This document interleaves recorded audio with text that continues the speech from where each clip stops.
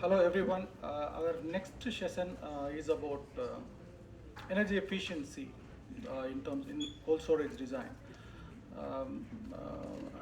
As you know, efficiency is a technical term. Um, Commercially, it is how much you can reduce the cost. So, if you want to reduce the cost of operations, electricity bills, basically, you need to look at a lot of aspects in the cold store design, whether it is in the building, insulated building, the materials that you want to choose, what right materials, refrigeration plant. So this panel discussion is going to focus on how we can address those points, the very important points. So we have in this session yeah, experts. In fact, the experts have come from Denmark, from Italy. We have good companies from Carrier, Danfoss. We also have got an end user is from Guba Cold Storage. So I welcome all the panelists to the stage. Please join me in coming to the stage. Mr. Costin, please come.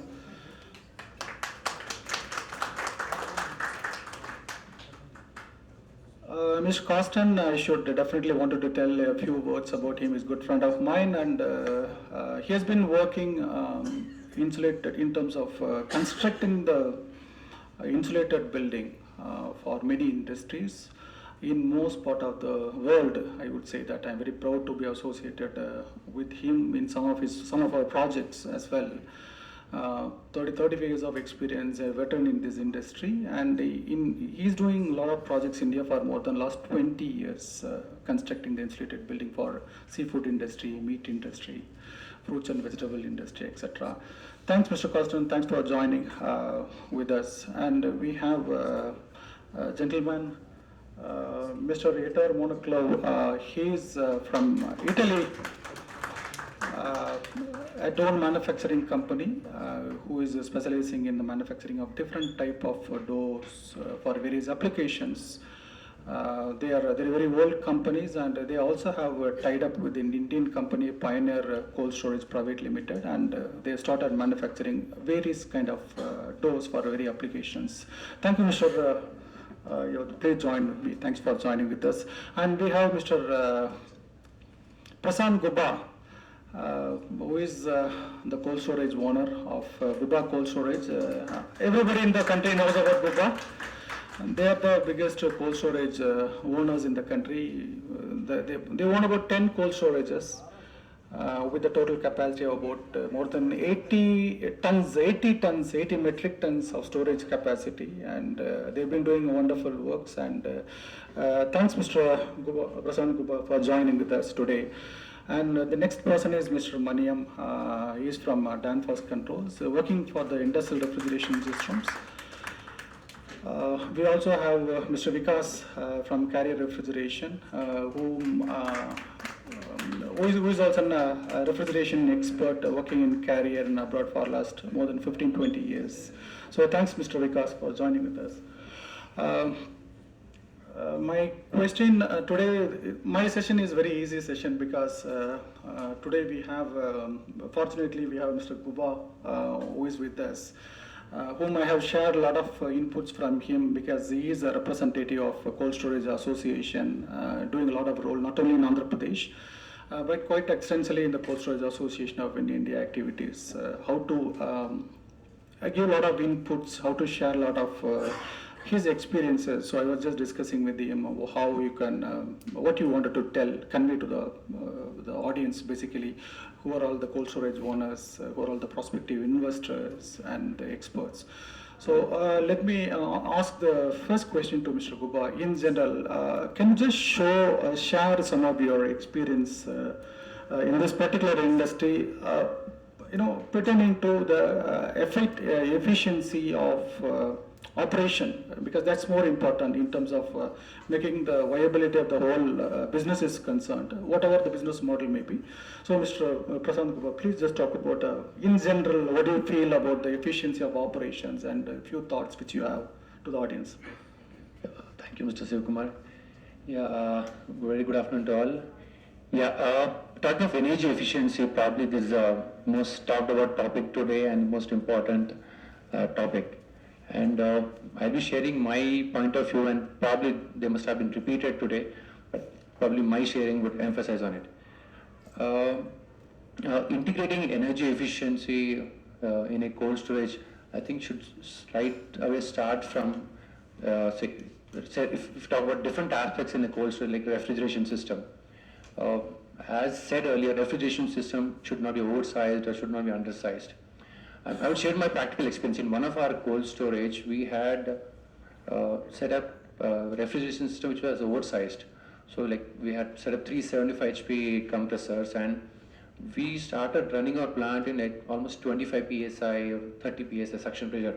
So it was a very, very inefficient way of running the plant.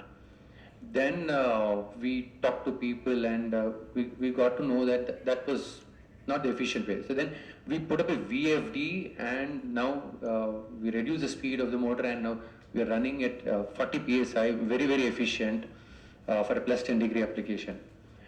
So that would be the refrigeration part.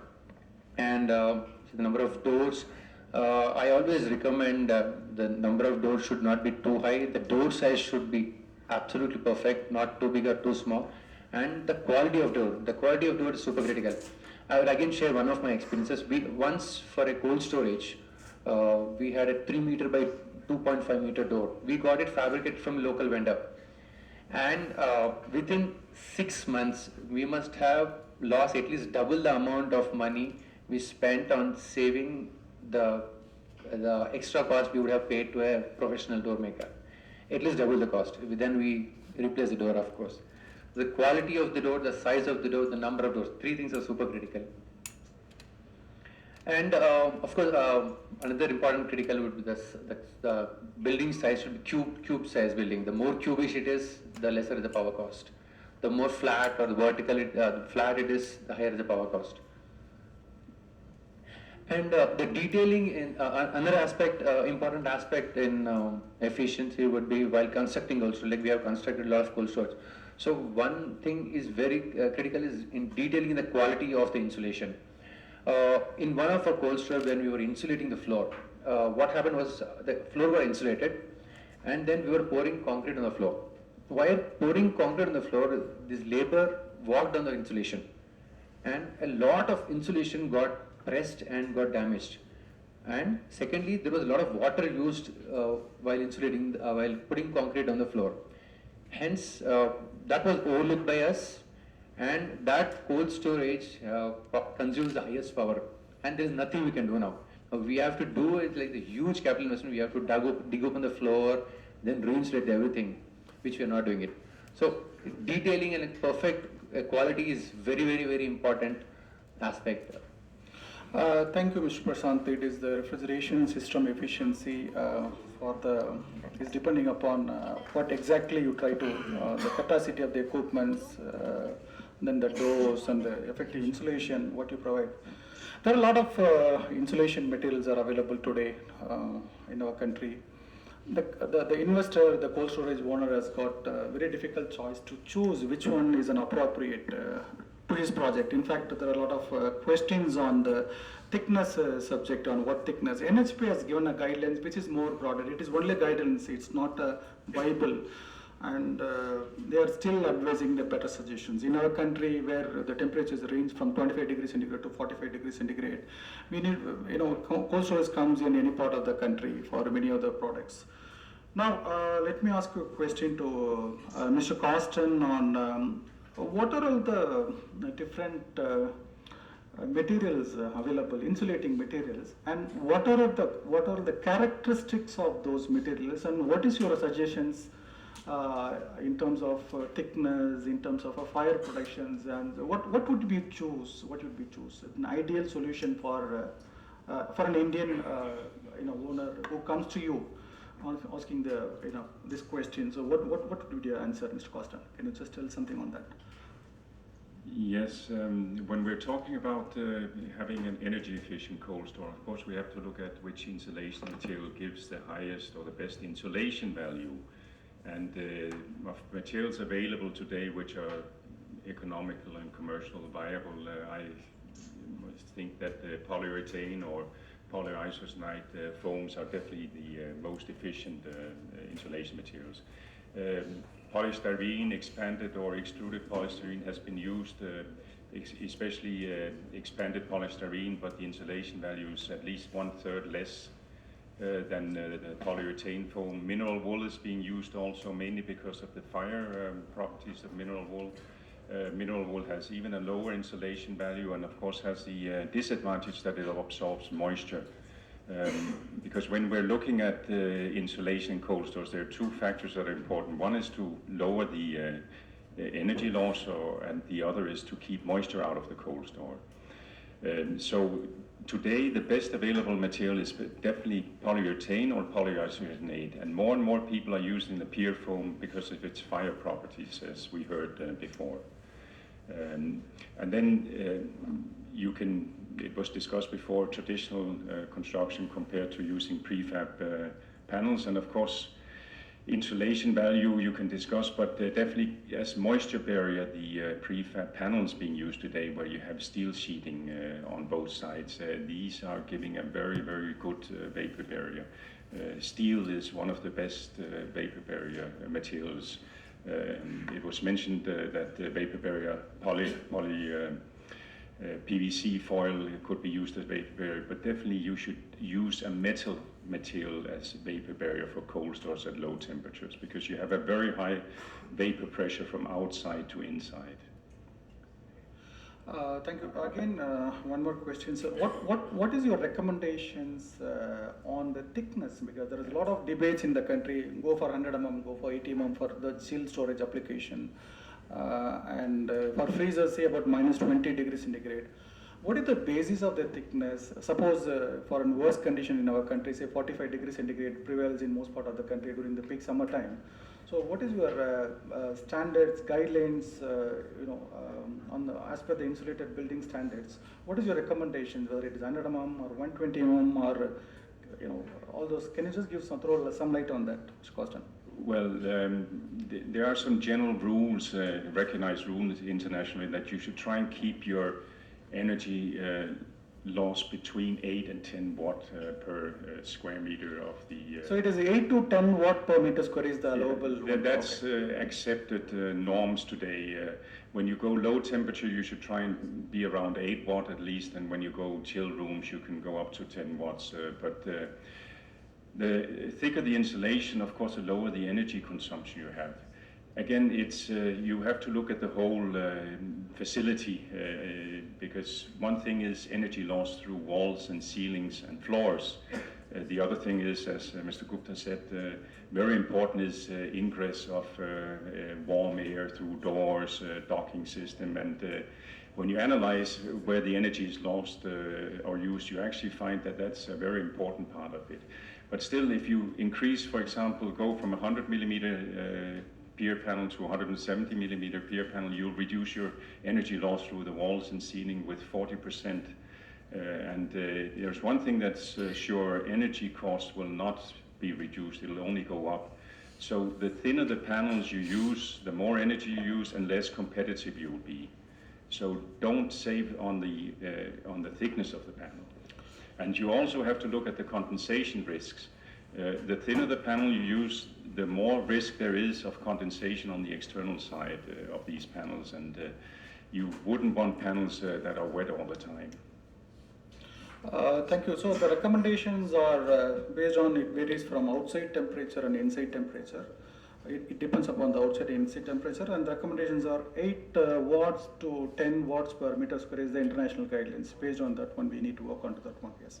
Thank you very much. Again, coming to the efficiency in terms of operations, a lot of infiltration load. Besides the basic load, the heat transfer load due to the temperature difference, the air infiltration load during the door openings are quite high. And that basically constitute a substantial percentage of the heat transfer inside the cold storage, cold rooms, result in the inefficiency of the system. So, Mr. Ettore, who is basically a door company, could you please just throw some light on how exactly the considerations which we make when we are choosing the doors, sizes, type of doors, what parameters we need to look at? Working? Okay. First of all, has to be decided they chose the right door in reference with the temperature of the cold storage. We have generally two type of door: chiller door, freezer door. Freezer door, for freezer door, I mean door that has to be installed where we have from 0 to till minus 40, minus 28 degrees. In this case, very, very important is the insulation of the wing. First of all, the wing has to be perfectly flat. In this case, I found in my experience a lot of doors made with not completely flat wings. What means are not completely flat wings? Not completely flat wings means not perfectly sealing. Not perfectly sealing means leakage. Leakage means loss of energy. Most of the energy that we can lose is through the gasket. The gasket, first of all, has to be in APDM. We use APDM, why? Because it's the only material that now can guarantee a good performance from minus 15 to plus 70. We are speaking about freezer, okay. Another very important items is the thermal bridge. I saw a lot of wings and frames made without consider very well the thermal bridge. The thermal bridge creates ice. Ice is a loss because create condensation, create a lot of situations that cannot guarantee a good function of the door. Thermal bridge has to be cut and has to be avoided in any case. Another very important thing is the heater. The heater has to guarantee a perfect clean gasket. Perfect clean gasket means a good performance in the time of the gasket. I return in the first position. If the gasket working perfectly, is sealing perfect in the door, we have no loss of energy. Another important issue is to provide the doors in case of freezer also of curtain strip or air strips. This permits the entrance and the exit from the cold room without to lose too many energy. This one. Okay, thank you very much for throwing some light on the doors. Doors are extremely very important part of cold storage. Of course, the industry has started realizing on need to invest on the doors over last few years. It's a substantial cost that has been involved in overall project, but we can't neglect the size of the door, the recommendations in terms of gaskets, in terms of providing the heaters for various applications. We have again the thermal bridge extremely. Can you just throw some light on what is the thermal bridge? Because it's all you just little elaborative on the thermal bridge on the doors. Could you please just do something on that? About the thermal, okay. About thermal bridge.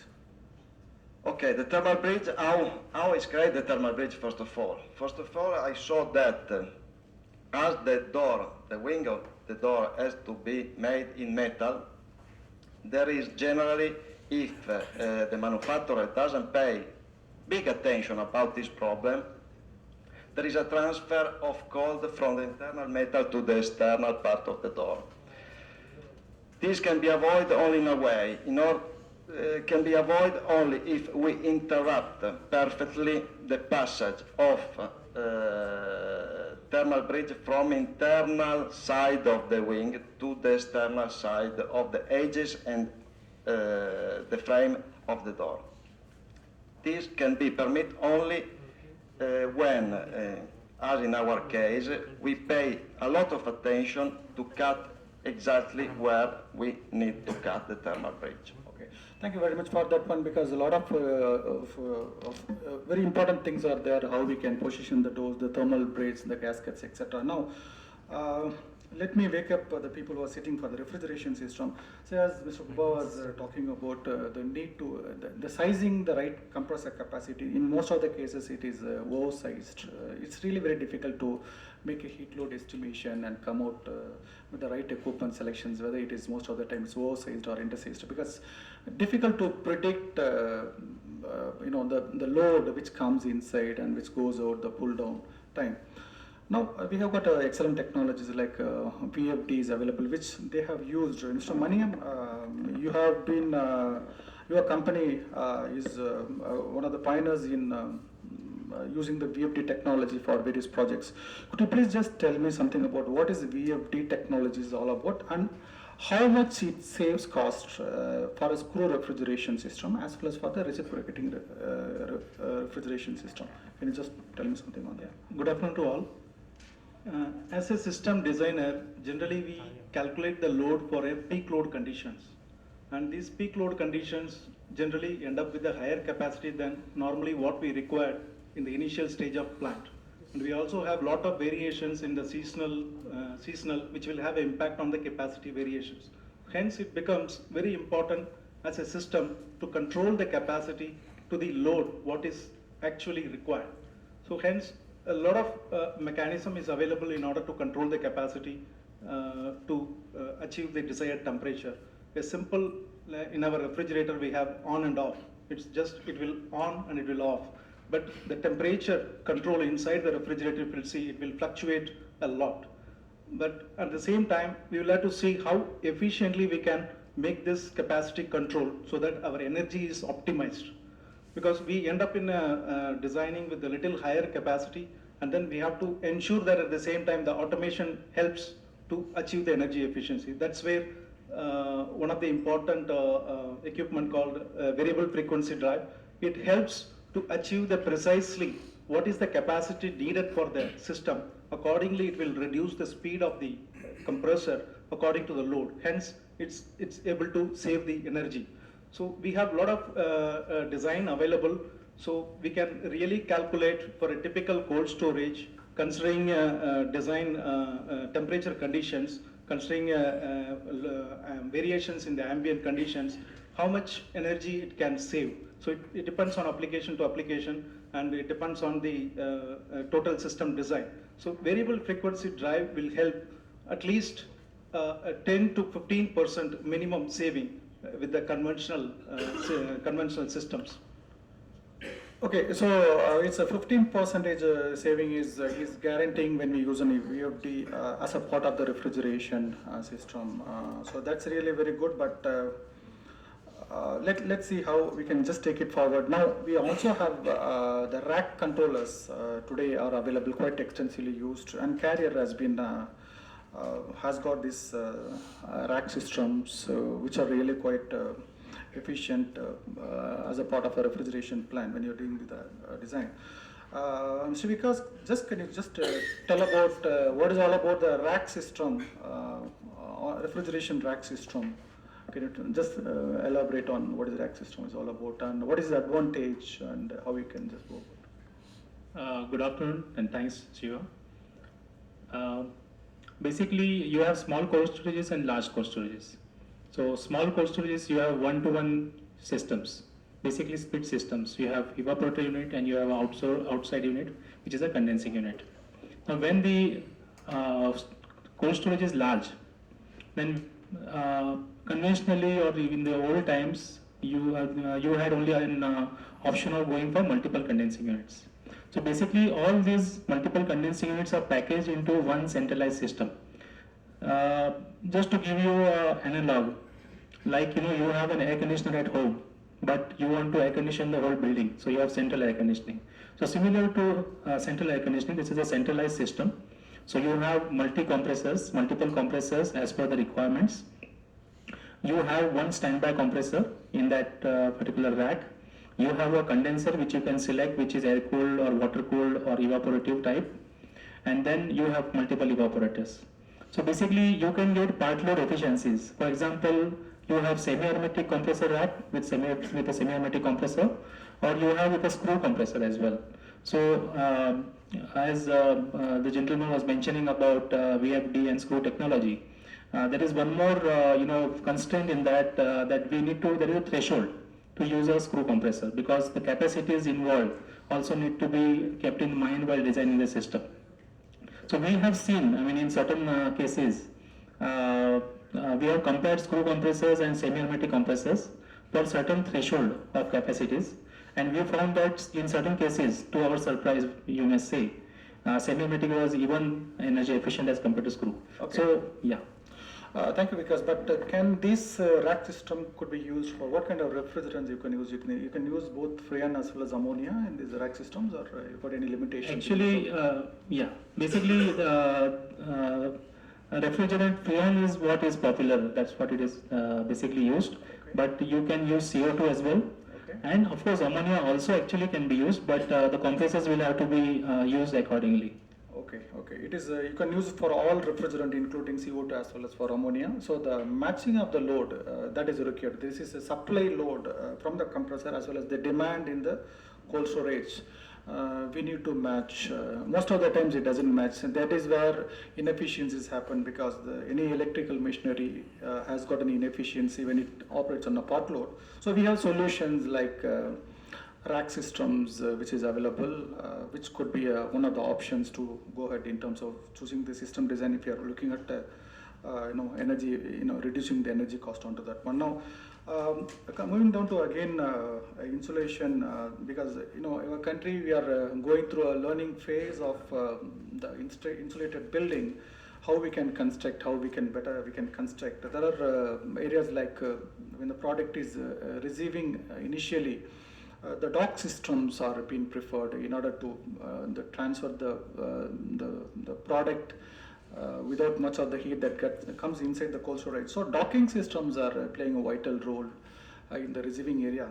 What is the docking system is all about, and how it can help in terms of reducing the energy of the whole refrigeration plant operation? Mr. Costin, could you just please talk about what is about dock system is about, why it is required, and how much it saves energy? Well, as I was just mentioning before, one of the main energy consumers in cold stores, that's air infiltration. You have 40 degrees outside, you have very high relative humidity, you have maybe a cold store of minus 20 degrees inside, low relative humidity. And if you don't take very well care of that, you'll have a lot of hot, humid air going in. The hot air is light, so it goes in over, and the cold air comes out, and you have a loading area where you have a lot of formation of fog. You have icing on the floors, people slip, and your evaporators inside the cold store, they freeze. You have to defrost a lot, so that's really draining your pocket for energy costs. So what you have to try and do is make as many barriers as possible between the external part and the internal part. And that of course starts with the door. As we heard before, you need good doors. You shouldn't oversize the doors. You should also often try and see if you can transfer the pallets, if you're palletites, through a smaller door, and only use the large door when you have to take the large forklift truck out and in when you're using racking systems. There are a lot of conveyor systems. You just put your pallet on and it transfers out, and that will really reduce your energy consumption.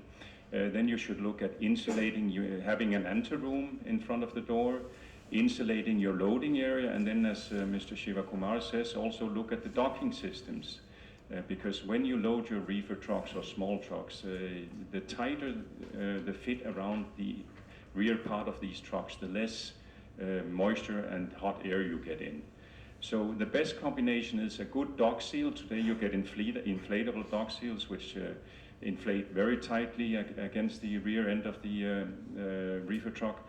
Here you have to again look at how many different sizes of truck are you using. You should design it with the right dimensions. Maybe you should have an area for small trucks, distribution trucks, and an area for receiving reefer trucks. But a good dock seal, a dock leveler if you're using pallet trucks to load the reefer truck, and then an insulated loading area.